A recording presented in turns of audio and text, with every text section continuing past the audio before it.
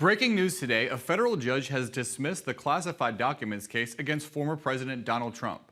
Judge Aileen Cannon made her decision today, tossing the case on technical constitutional grounds. In a 93-page ruling from Canon, the judge says that special counsel Jack Smith was not lawfully appointed. This marks a major victory for Trump and the first of 4 criminal cases to be dismissed entirely. Joining me now is the Hills court and legal reporter Zach Schonfeld. Zach, this is a major win for Trump's team. What exactly did Judge Aileen Cannon rule regarding the appointment of Jack Smith? Judge Cannon here ruling that special counsel Jack Smith was not lawfully appointed. This is a decision that doesn't get into the merits of the allegations of the case, that is, whether Trump is guilty of these 40 now defunct counts of mishandling classified records and then allegedly obstructing the government's efforts to retrieve those from Mar-a-Lago.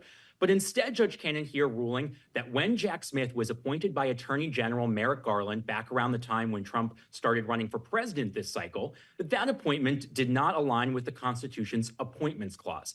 This is a clause that sets out limitations for the procedures for how certain high-ranking officials in the executive branch can be appointed. So because she found that Jack Smith had no lawful authority, she said that all of his actions over the last year and a half or so in this case had to be set aside, including the dismissal of this indictment.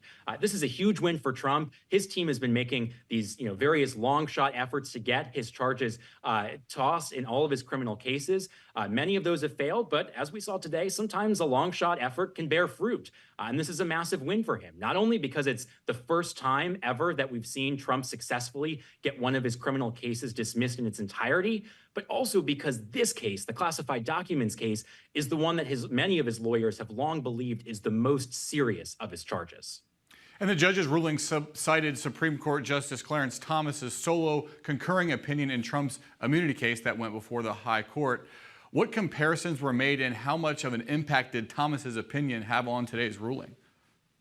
It certainly had an impact. Judge Cannon, in her ruling today, cited Justice Clarence Thomas's concurring opinion in the immunity case 3 times. And even though when this immunity case before the Supreme Court a few weeks back had been raised in Jack Smith's other prosecution, the one in Washington, D.C., where Trump is accused of conspiring to subvert the 2020 election results, I should note he pleaded not guilty to that one as well. Even though that was also a Jack Smith prosecution, the issue was never of this appointment and the constitutionality of his appointment was never squarely before the Supreme Court. So the Supreme Court did not opine on it, but in this solo concurring opinion from Justice Clarence Thomas, he signaled to the lower courts that they should take a look at this before these cases are proceeding. So like I said, 3 times, words from his concurring opinion made its way into today's decision. Now, as you said, the judge did not actually rule on whether Trump mishandled classified documents. What are the next steps for this case? Is there anything the Biden administration or even Congress could do to fix it?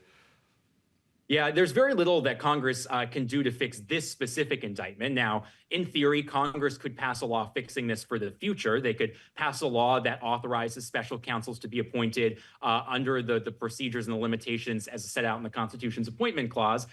But unless, Congress is able to go back in a time machine, go back to before Jack Smith was ever appointed and pass a new law, then they can't go back in time and fix the deficiencies that Judge Cannon has now found with this indictment.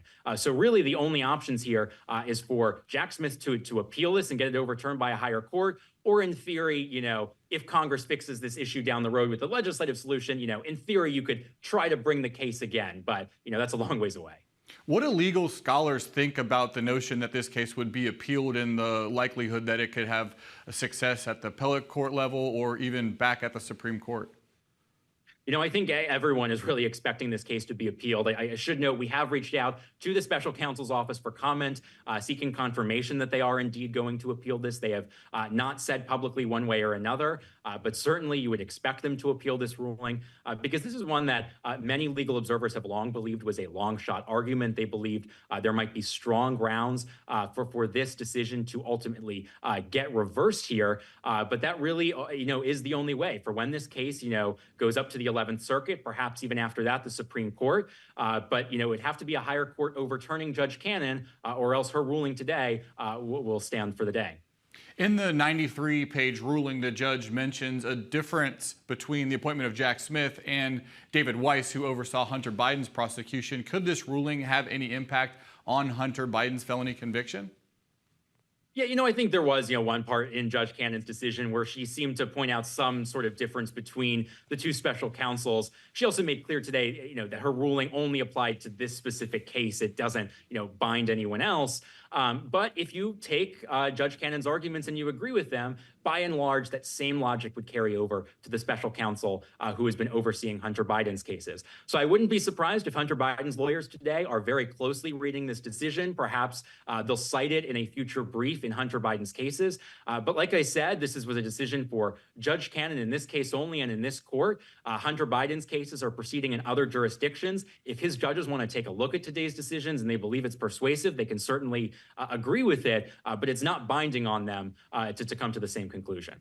All right, that's all I got. Zach Schonfeld, thanks so much for coming on. Thank you.